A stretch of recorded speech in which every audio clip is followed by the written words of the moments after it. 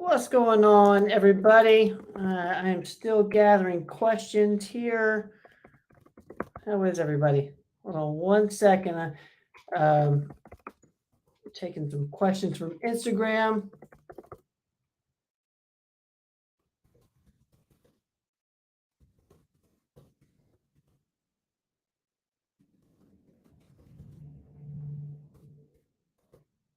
Who we got in here?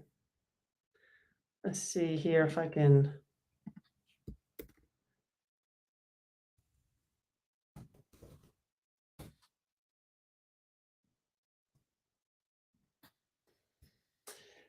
Hello, hello.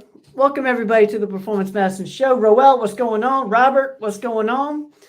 Robert's going to be in the Kingsport office. All right, all right. You'll be seeing a lot of my friends over there. D. Lynn, hello. Thank you, Katie. That's very sweet.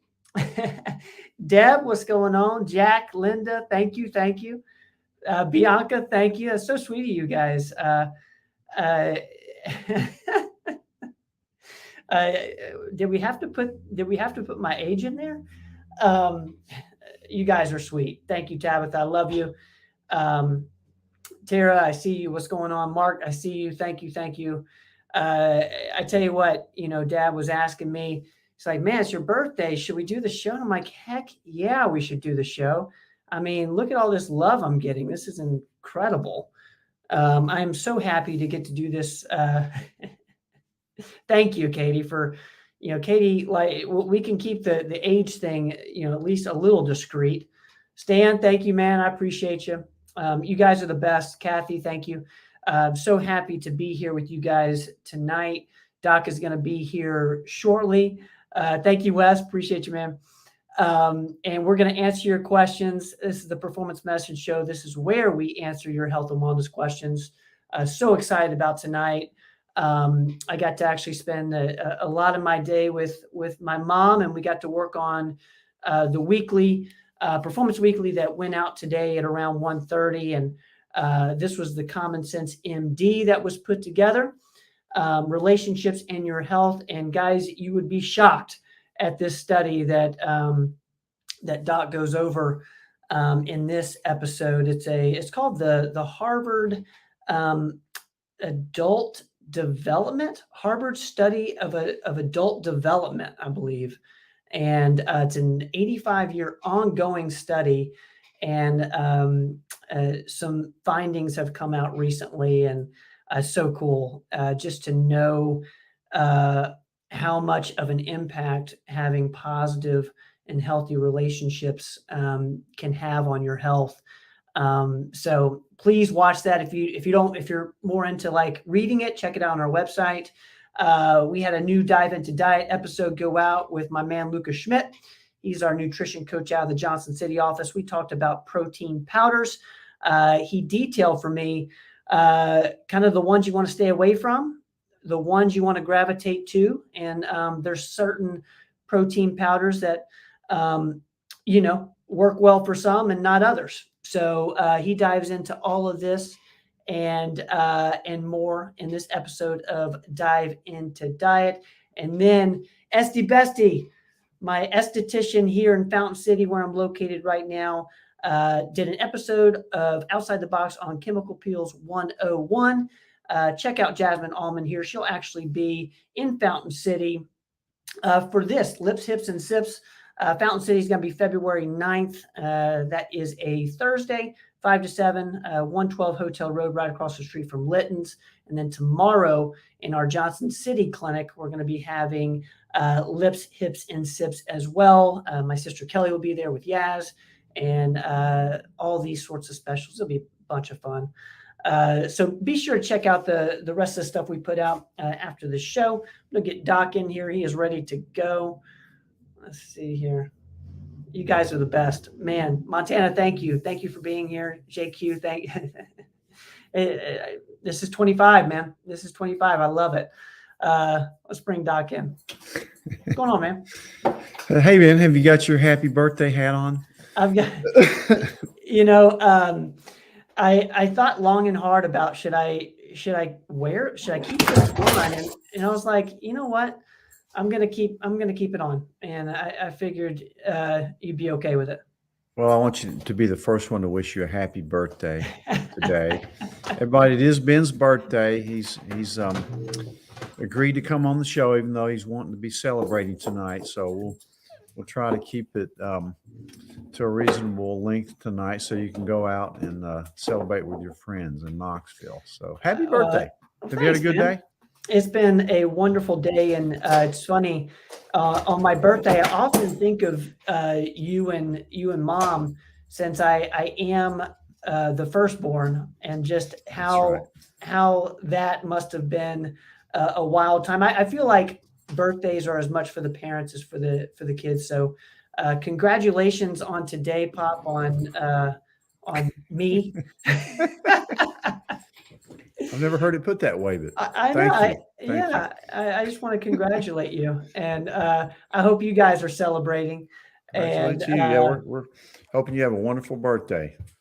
it seems D. Lynn is also Aquarius. You're a Happy great late birthday! son. Your D. Lynn's birthday was the 5th. Happy birthday all to right. you. Happy birthday. So many kind comments, guys. Thank you so much. We're going to get into the questions here. Doc, you ready to roll? I'm ready to roll. All right, let's do this.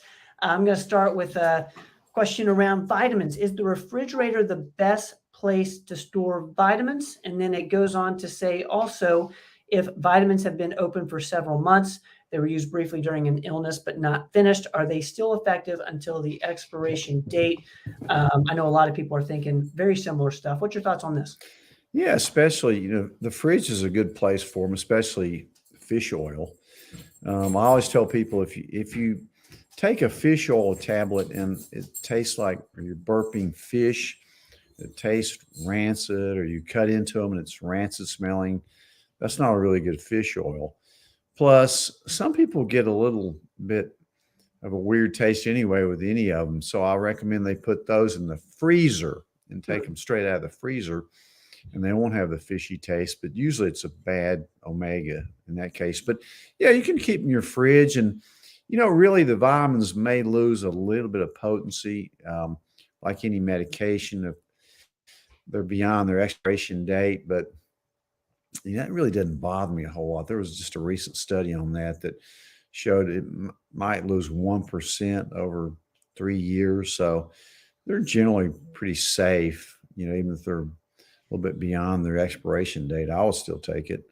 But yeah, or a cool place, just don't leave them in the sun, and it could possibly cause some problems, but it's going to be hard to harm a vitamin, I think, in general. All right, it's a great question. Thank you for sending that in. And this might be a Katie and Carter question. Hi, Ben. My question this week is, will you be having any Valentine's Day specials / sales? I know we're doing the lips, sips, and hips. And we got some of the team. We got Montana in here. We've got a lot of the crew. So if you guys can kind of put in the comments what we're doing in the offices, if we're doing anything for Valentine's Day. But thank you. I'll kind of keep this. I'll put this back up as we get more info from Katie and everybody. Let's get to this question here. I had an upper respiratory infection in December with 2 ear infections. Goes on to say, I did a round of antibiotics and the infection cleared up. I haven't felt the same since the infection, as I now have ringing in my ears. In a hearing test, no hearing loss, nothing obstructing the ears. Okay, so the question is there anything I can take that would get viruses out of the body that linger? I hope I wrote that down right. Does that make sense to you, Bob? Yeah. So you've had 2 ear infections following a sinus infection is the way I'm taking that. May have started out as a virus, and you can sometimes get bacterial infections on top of a virus. And if your middle ear is involved, which is the definition of an ear infection, middle ear infection, as opposed to an outer ear canal infection, which is like we call it swimmer's ear. There's usually fluid behind the middle ear, behind the eardrum. and you can kind of see it as being red and bulging. It doesn't move much when you uh, do this little test with it. Um, you probably just never cleared up from the original one. Sometimes with ears, it takes a while, maybe more than, a 10-day course of antibiotics for it. So my worry is that it's still a bacterial infection and that you need more antibiotics and maybe even some other things to open up that eustachian tube, like some steroids. You may need a round of steroids, both orally and intranasally, as well as some more antibiotics. You just don't want to let it go so that it does scar your eardrum down.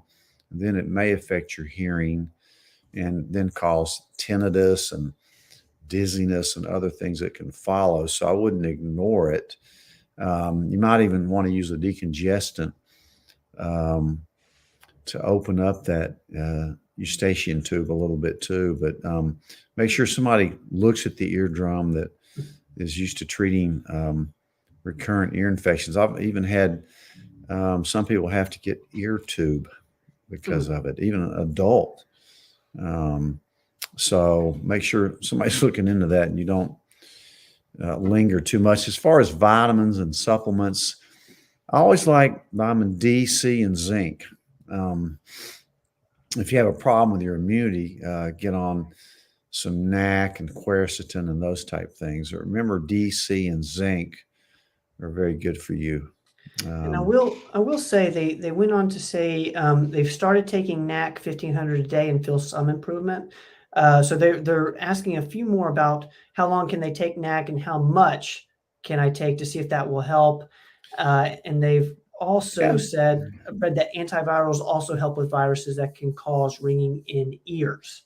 So any thoughts on this? Ringing in the ears is tough no matter what you do. You can try an antiviral. The NAC should help some for your immunity, at least 600 milligrams to 1,000 is the usual dose that I put people on. You can take it for prolonged periods of time. Some people say you ought to give it breaks 2 or 3 times a year, and that's usually what I do personally. I don't take NAC all the time because I want it to work when, I need it for something like long COVID or something, to boost the immune system. You're not getting enough sleep, you're getting sick too often, that type of thing. But NAC is a wonderful supplement that's certainly in my immune complex that I have several things in that works really well. Yeah, that's something that we'll probably continue to talk more about because I've heard a lot of complaints about ringing in the ears. I think Mom had that for a little bit, didn't she? She still has it. Yeah, people that are musicians or around a lot of loud noises have tinnitus a lot, and I've heard of some people taking antivirals. Another supplement that may help is pycnogenol for tinnitus. Sometimes that'll work, but it's a tough problem. Definitely glad you got your hearing checked. Yeah. But it can be a tough problem. All right. Thank you for that question. This is an NAD plus question. Because the NAD plus is such an expensive supplement, wondering if it would still be beneficial to take every other day or if it definitely needs to be daily to work. What's your thoughts on this? I think you can take it every other day. It is kind of expensive, kind of like NR, nicotine riboside's another one that's pretty effective. But it certainly gives you energy. I like NAD. It's a really good supplement. It's supposed to help the aging process.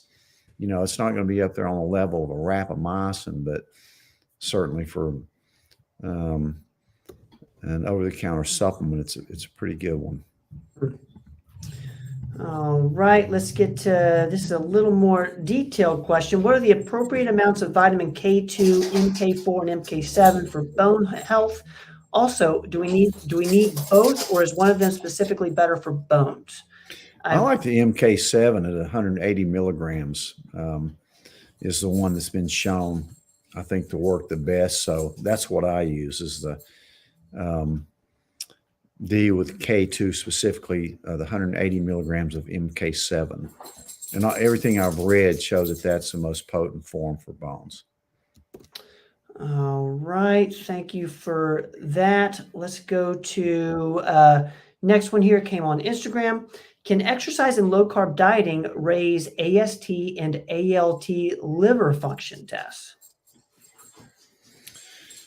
I don't think that's a real common thing. Usually it's the exact opposite. Getting overweight, fatty liver, alcohol. That's what I think about when I see some of those things popping up a little bit. So I just don't think you can put that much pressure on your liver through exercise or low carb dieting. Maybe if you went keto for a long time, it might affect it a little bit, but I just don't see that in practice too much. It's usually more the opposite. All right. Thank you for that. This is another one that came in over on Instagram. If thyroid dose is too high, can that cause HGB to be mildly elevated? Hemoglobin, which is your red blood cell count. I was wondering what that was. Okay.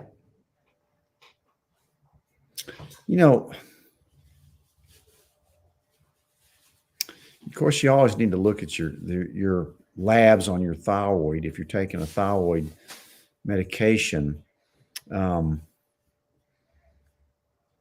it certainly can throw other things off on your blood markers, especially cholesterol. It can really throw your cholesterol off a little bit. Mostly if it's too low a dose, it can falsely elevate your cholesterol. A lot of times I'll see somebody with a really high cholesterol, and the whole problem was that they had hypothyroidism. But for your red blood cell to be thick, I don't see that too much either. I do see dehydration causing your hemoglobin to be elevated. Smoking certainly causes it. Of course, hormone replacement can cause it as well. I'm just trying to think through the mechanism that, if you're a little hyperthyroid, would it cause your blood to be a little thick? And I just don't see that too much. Again, make sure you're taking the right dose of thyroid. If it's too high, you're going to have more dangers. You're going to have heart palpitations and arrhythmias, nervousness, weight loss, anxiety, those type things. Eye problems. Right. This is a one I haven't heard of. My doctor thinks I have gastroparesis. He said my hypothyroidism may be a cause of gastroparesis. Gastroparesis. I'm laughing. You almost had it right. I even got sent directions on how to pronounce that word. So you know who you are. You did everything right. I just messed that up. Gastroparesis. What is it? How is it caused by hypothyroidism, which we just talked a little bit about, and what treatments are recommended? Yeah, what that means is really delayed gastric emptying. It's really when your stomach doesn't empty the contents that you've just eaten into your small intestine. We see it pretty often. I mean, there can be some different causes for it. One way the medicines like Ozempic work is by delaying gastric emptying. In that case, you want it. But there's some medical conditions too, like hypothyroidism, that can certainly cause it. Hypothyroidism, is a slowing of your metabolism. So it makes sense that it would slow down gastric emptying because the muscles that stimulate the contract in the stomach move it through. But it can be pretty severe. Gastroparesis can be really a bad thing to have. I've seen people have to end up getting a feeding tube. I've seen people have to get electronic stimulators put in there to cause the muscle contractions. That's usually severe cases, but that's an interesting question because it's probably underdiagnosed. Diabetics get it a lot because if it's uncontrolled diabetes, you have nerve damage, and those nerves that stimulate those muscle contractions in your stomach can be damaged, and it won't move food through. And you can get these big chunks of fibrous food called bezoars that will not move, and sometimes I have to go in there and take them out. So other causes of gastroparesis besides medications: hypothyroidism, diabetes, scleroderma, Parkinson's patients. Motor skills are slow, including the autonomic nervous system, your vagus nerve. If it gets damaged somehow through surgery or radiation for something, that can cause it. That's why you see some cancer patients having that. So the treatment usually, I think Reglan, metoclopramide, that's a medicine we usually use for it. It can have some side effects that you don't like. Other medicines, sometimes we use nausea medicines for it, like Zofran, Phenergan, less often because it makes you real drowsy, but certainly it's probably underdiagnosed. People can get into a problem with that. You don't want to eat because you're full all the time. You could lose too much weight. You could become malnourished with that. So it is a problem that needs to be looked at. Sometimes the GI guys will look at your stomach, and by the appearance of it, they can kind of tell, or they can even do a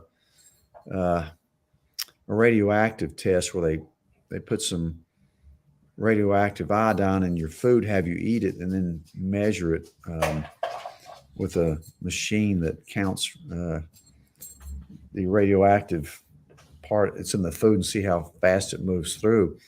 They can scintillography or something like that. I haven't ordered one in years, but so it's an interesting subject. So you definitely have it with hypothyroidism, diabetes, very common causes of it. So you want to get to why it's happening and correct that, because it can get severe. That's a great question. Great topic. Thank you for putting that in. Sean, I see you. Thank you so much for being with us tonight. Let's got one more question, guys, and then we're going to take live questions. So if you have a question for Dr. Rogers and you're with us live, go ahead and put that in the comments. We're going to get to every single one, hopefully tonight. For someone who does drink a lot of water throughout the day, is it normal/expected to get up once during the night to go to the bathroom, or should I be able to sleep through the entire night without getting up? What's your thoughts? I know this is really common. Yeah, Yeah. that's so common. Almost everybody does it, especially as you get older, or have prostate problems, overactive bladder, like that. But so if it happens once during the night, it's not bad. But if it happens more than once, you need to really slow down on what you drink at night. I certainly do. Good question, that's something that I know a lot of people deal with. So thank you for putting that in there. There's definitely some strategies that can help with that. Yes, Shauna, we are taking live questions now. Welcome in, Leslie. So good to have you with us. Shauna, thank you for bringing some friends. So yeah, we're getting ready to take live questions, everybody. And let's see where we should start.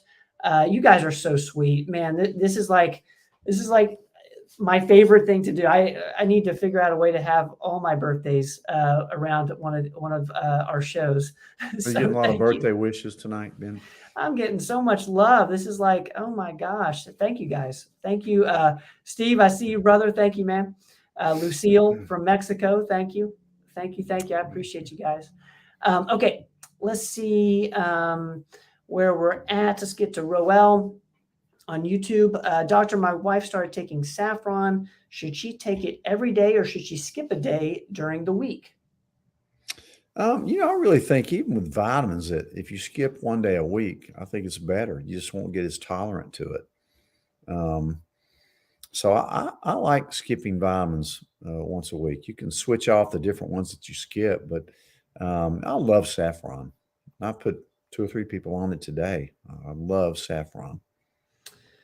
All right, let's make sure we show Robert some love when he heads to the Kingsport office tomorrow. Oh, Sheila, good. hope you guys have a wonderful visit in the Kingsport office. Thank you for Robert being Dodd. You know, when I see that name, I think of Bobby Dodd, Bobby Don. who Sure grew up do. in Kingsport, and the famous football player and later football coach at Georgia Tech. Yeah, And his brother actually lived right down the street from me at really. one point. Yeah, when I was a little kid. He's really well known around Georgia Tech. Whenever I go down there, I see him all over the place. I see Kathy's got her blood draw for the Cleveland. She's going to be here in May. Super cool, Okay. Kathy. Thank you for sharing. Let's see. Let's get to one on Facebook. Barbara's asking, tell me the benefits of taking saffron. I know we have a lot of saffron fans here in the comments. So if you guys have a good experience with saffron, please put it in for Barbara here. What's your thoughts on this, Pop? Well, I use it mainly for two things. One is for weight loss. It seems to curb your appetite a little bit, but it's really good as an anti-anxiety and antidepressant. It's been shown to be as effective as Prozac for depression, and certainly it's much safer to take for anxiety than something like Xanax or Ativan or Valium. So it's just a really good all around. I'd say more people take it just for mood, being a better mood and all, than weight loss. But we've had pretty good luck with weight loss on it too. It's kind of an indirect way, but it's a great. It's a spice actually. It's the world's most expensive spice. That's But wild. the capsule form, which usually has a pinkish tint to it, is not that expensive. But I like taking saffron. I take it. All right, Barbara. Hopefully that helps. And we'll if you have if anyone's had a good experience with saffron or negative, put in the comments for Barbara. Let's get to Mark's question on YouTube on relations and health. Health that's had to do with the podcast episode we put out today on the Common Sense MD. How much of the loneliness can be attributed to a lack of old-fashioned one-on-one interaction being replaced with increased use of social media? Yeah. Anything you found in that study? That study is fascinating. Yeah, I really liked it. They mentioned in that study that the average American spends 11 hours a day on media, including Mhm. TV, smartphones, and computers. 11 hours a day. That's just unbelievable. I mean, I don't think it's good for people. Mm. It's not good for your brain. It's not good for your eyes. It's terrible for relationships. You watch families that are eating out at a restaurant and everybody's on their phone looking at it, no interactions. I mean, you really need relationships. And it may be up there with, or maybe even more important than what you eat or your exercise, is just keeping good relationships and interacting with other humans. We're social creatures. We need that. But yeah, I mean, I agree. It's awful the way things are going with the media and social media and all this. I know we're doing it here tonight, but you don't need to spend all your time on a computer looking at Facebook and all this stuff. But Well, I think if anything, it should be an added to. So I think you can use social media to bring about in-person stuff, one-on-ones, and I think it's really important. yeah, that's where you used to get all your dates, isn't it? I mean,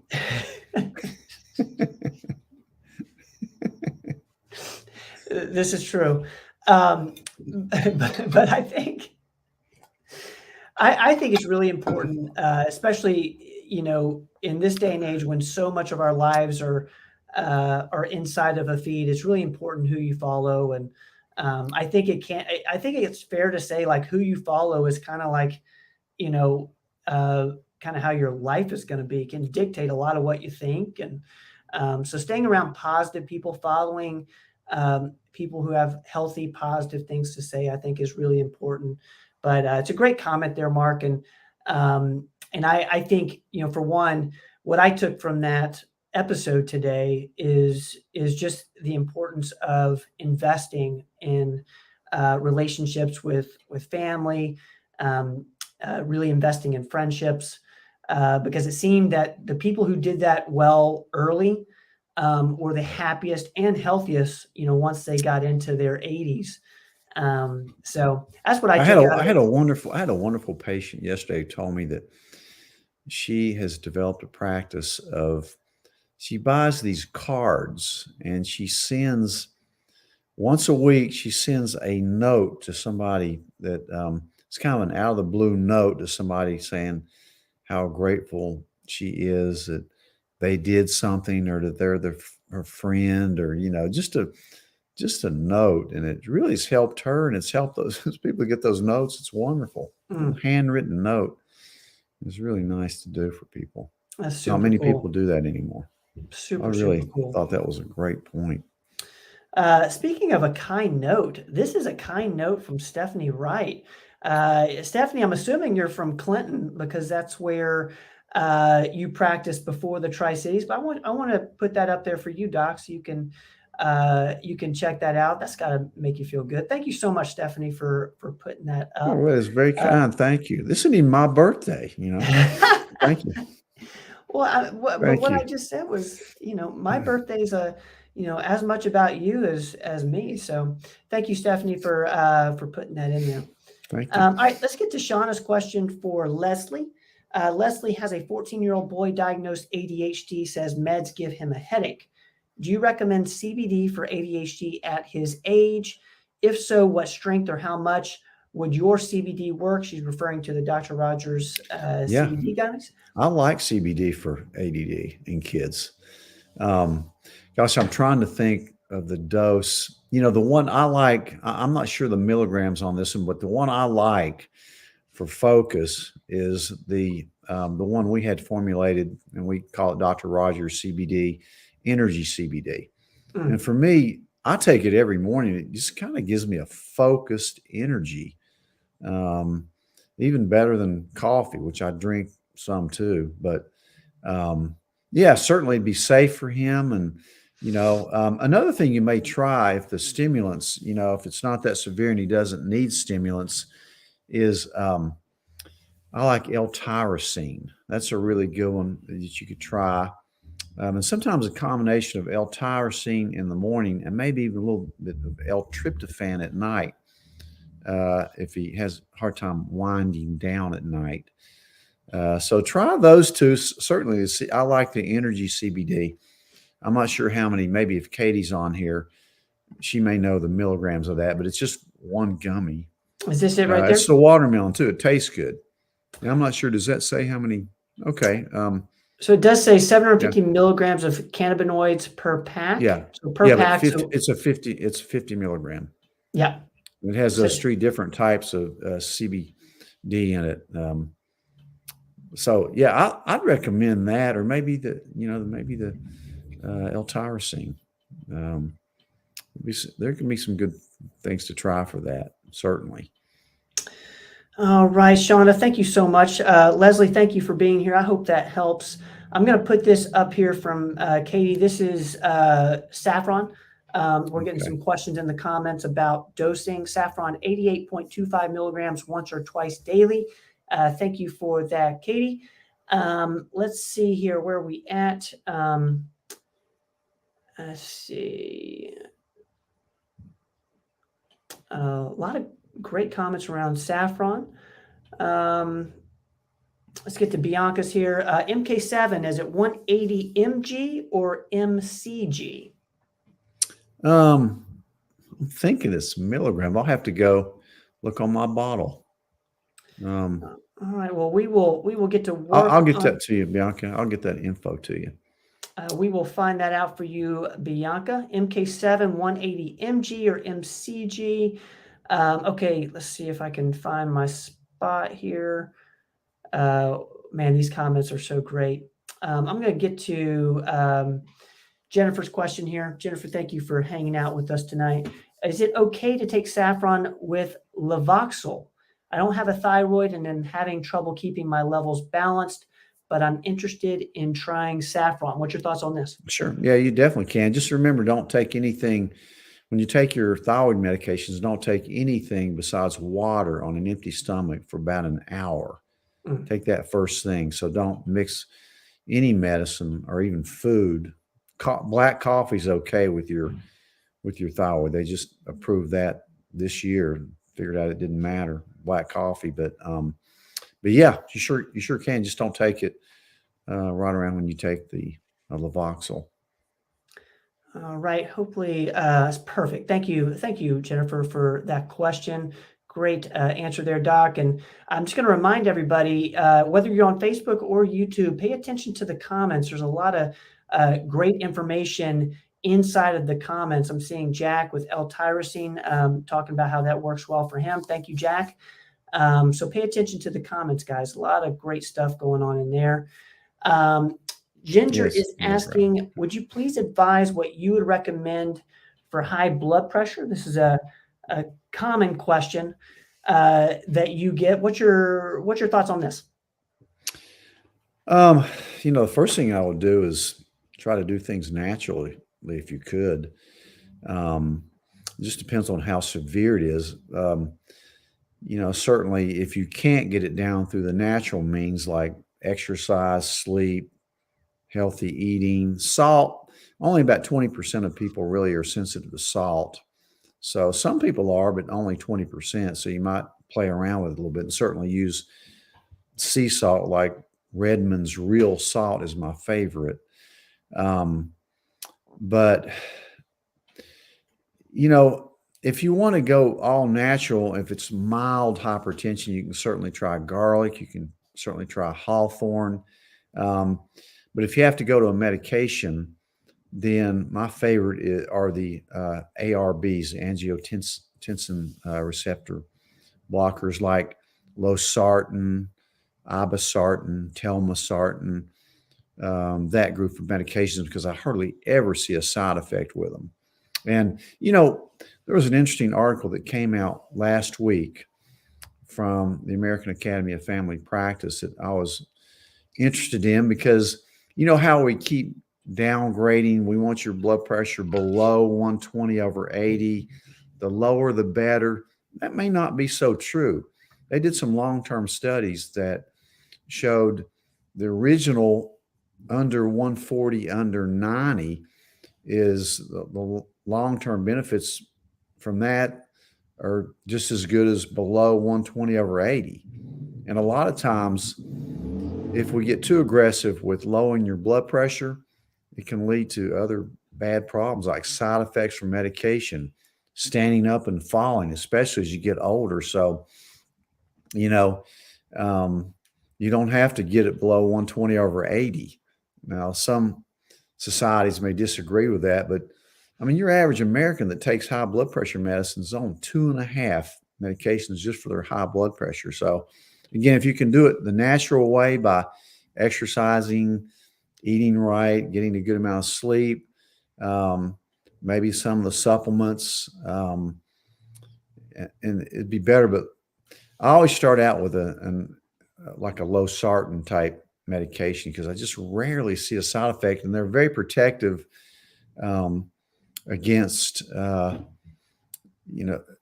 if you have diabetes, they protect your kidneys, kind of like an ACE inhibitor would, like lisinopril. I think lisinopril is the most commonly used blood pressure medicine. I would not take that personally because I like the ARBs better. I think they're new and improved, and they don't cause that life-threatening angioedema. The reason I mention this is because I talked to one of my anesthesiologists this week, and we were just talking about their day, and they go, "Well, I had to go intubate a patient in the emergency room. The emergency room doctor couldn't get them intubated because they had angioedema of the face from taking their first lisinopril tablet." Now, again, if you're on lisinopril and haven't had it, you're not going to get it. But new starts sometimes can have this life-threatening angioedema. And this person had to be put on a ventilator because of it. And I've seen that before. So I don't like the ACE inhibitors for that. I like the ARBs much better. They're way less side effects and same protective effect as the ACE inhibitors. But then I move on to maybe different ones. Just depends on how severe the hypertension is. Sometimes we do have to use more than one medication, but that's a really good question. Really good question. Thank you for that, Ginger. And I'm going to put this up for, well, let's see here. We're getting a couple comments around this topic. Johnny's saying Bragg's ACV with water helps my blood pressure and diabetes. Thank you for putting that in there, Johnny. Yeah. And Lisa's kind of following up. Do you like torsemide better than lisinopril? Am I pronouncing that right? Torsemide. Torsemide? Yeah, it works differently. So yeah, lisinopril is not my favorite. Okay. Those are two different acting medications, but yeah, I All don't right. use it a lot. But I'm going to get to Lisa's question here, then I'll get to Mark's.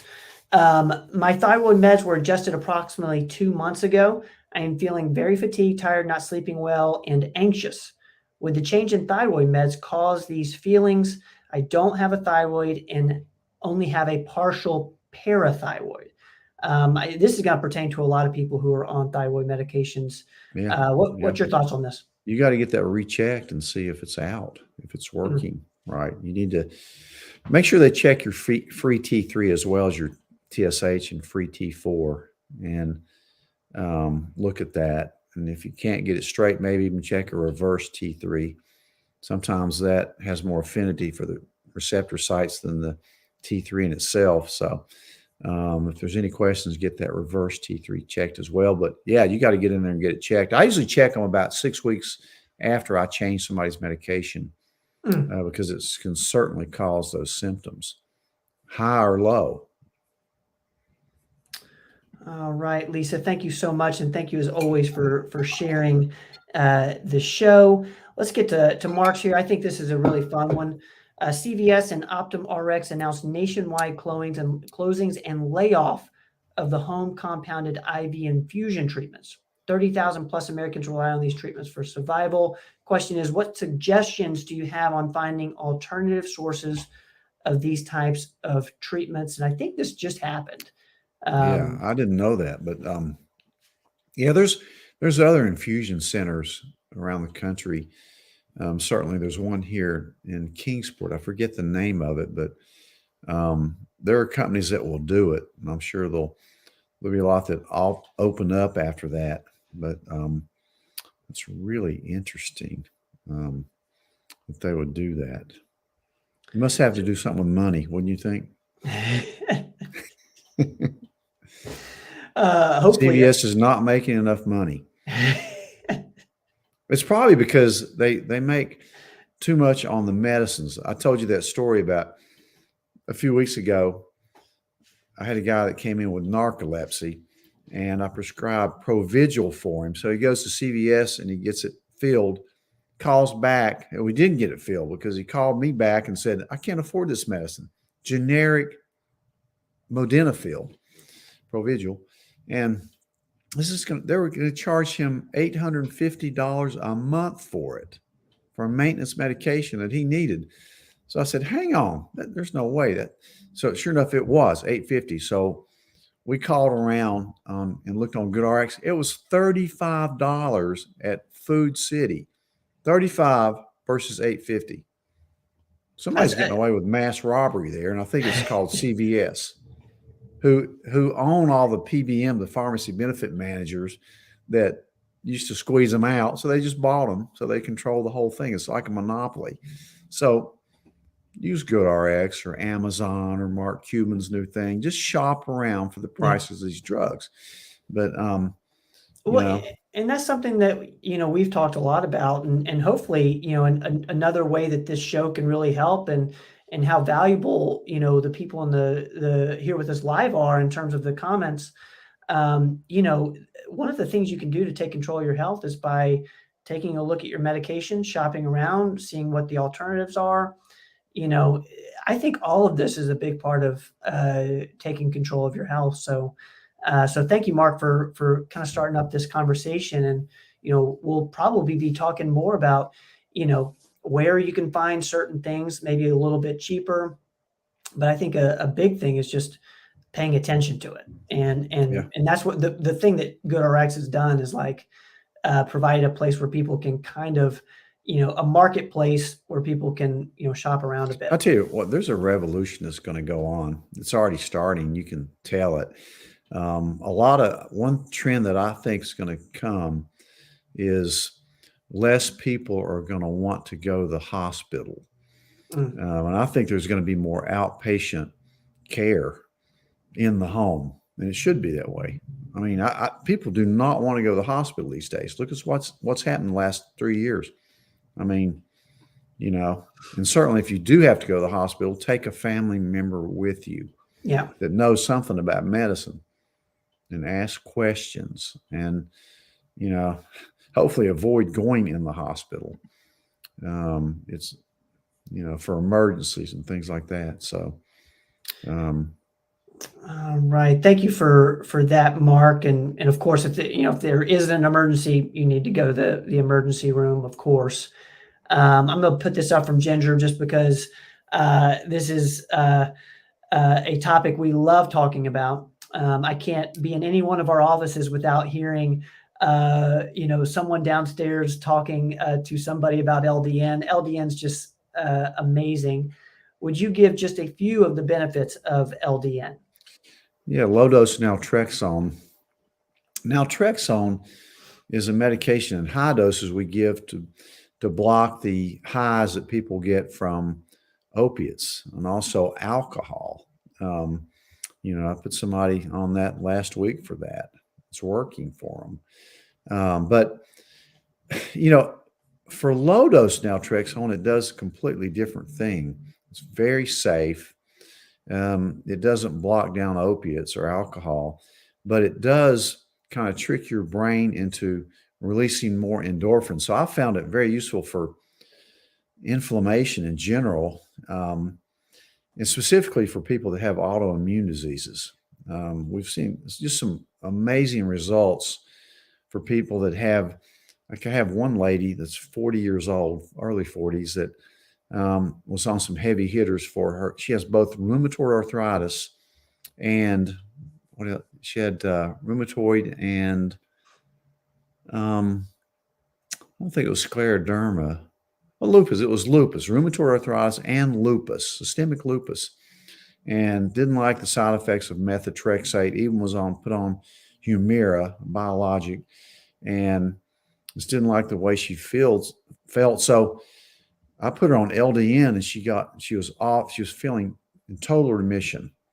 That was a great story. But we see this a lot, and it works great for a lot of things. I put some people on it for weight loss. I put some people on it to help them sleep better. I put some people on it that have osteoarthritis. Look up LDN. You can get on their newsletter. There's a worldwide forum of people that talk and research LDN. It's really underutilized. Most doctors don't even know it's available because, you usually get it through a compounding pharmacy. So, if there's no money in it for big pharmaceutical companies, they're not interested in it. I know I'm trashing pharmaceutical companies and CVS's tonight, but why not? It's your birthday. Let's have a good time. We're having fun tonight, guys. It's my birthday. We're gonna have these conversations. If I were in your living room tonight, this is the exact conversation we'd be having. So I'm pumped that we get to share it with our friends here. Katie Micrograms. Okay. All right. Thank you. Yeah. MK7 is 180 micrograms mcg. Just want to put that up for the YouTube folks in here. Thank you. All right. Carter, thank you. I really appreciate that. Everybody's been so nice today. I've gotten so much love through text, gosh, everyone here in the comments, calls. Thank you guys so much. I truly do appreciate it. All right, we're going to take a few more. I'm going to put this up here from Deborah. This is super interesting. With eScript hard to shop around, I prefer paper RX and then call around for best price. Cool. Like that. Docs are strongly encouraged to e-prescribe. Yes. They are. I don't do e-scribe. I just write. I do paper charts, paper notes, paper prescriptions. Of course, I'm old fashioned, but I like that. I like that way. Sometimes things come around to the older way of doing things, and certainly I am old, so um, it's hard for me to learn new tricks on that regard. But I just Uh, like it that way. I think it's more. Plus, nobody else. It's not on the computer. Your information's not out there for everybody else to see. Robin, you're so sweet. Thank you so much. I love you. Thank you for being here, Robin Riddle, in our Knoxville office. Amber, man, Ava and Isla, thank you so much. I'd like to wish Ava and Isla an early birthday. I know they've got I believe it's a 9th birthday coming up. They are one of my favorite twins. So huge shout out to Ava and Isla. I hope you guys have a wonderful birthday week. I'm going to be celebrating with you because if you're anything like me, birthdays last the whole week. This is not the end of my birthday tonight. It's going to keep going. Thank you, Rachel. I love you. Thank you. Rachel's in our Johnson City clinic. We got so much of our team here tonight. Gosh, I love you guys. Thank you all for being with us. And after a long day in the office helping people. Don't you all get tired of us during the day? I mean, this can't is believe they're tuning in tonight. This is incredible. Thank you. Thank you. Amber saying it's a birthday month. I agree. I think, February is just one of those months we should just celebrate the whole time. It is. It's presidents' birthdays, Lincoln and Washington. Tell Robbie hey for me, Rachel. Thank you so much. I love you both. Okay, so we are, let's see here. I like the way Mark put this. Today we are celebrating your 37 years, but your 18 years with 19 of experience. That's a good way to put that. This is so true. This is so true. Well, Pop, how do you think we did with the show tonight? I thought we did. I think we did real good. We wrapped it up because I know you want to go eat with your friends and down on Market Square, wherever you're going in Knoxville. So. I'm heading to Yeehaw Brewery in Knoxville, Tennessee. It's brand new, I believe. They have one in Johnson City where we're from, and they just opened up one in Knoxville. So I'm going to go check that out. So if anybody is around the North Knoxville area, say hello. But Pop, man, this has been great. I haven't gotten to see you in person today, and this is just as good. I got to hug Mom. I had a really great hug with Mom today, actually, before she went back. So, Mom, thank you for that. I needed that. I loved it. Thank you, Chuck. I appreciate you, man. Thank you so much.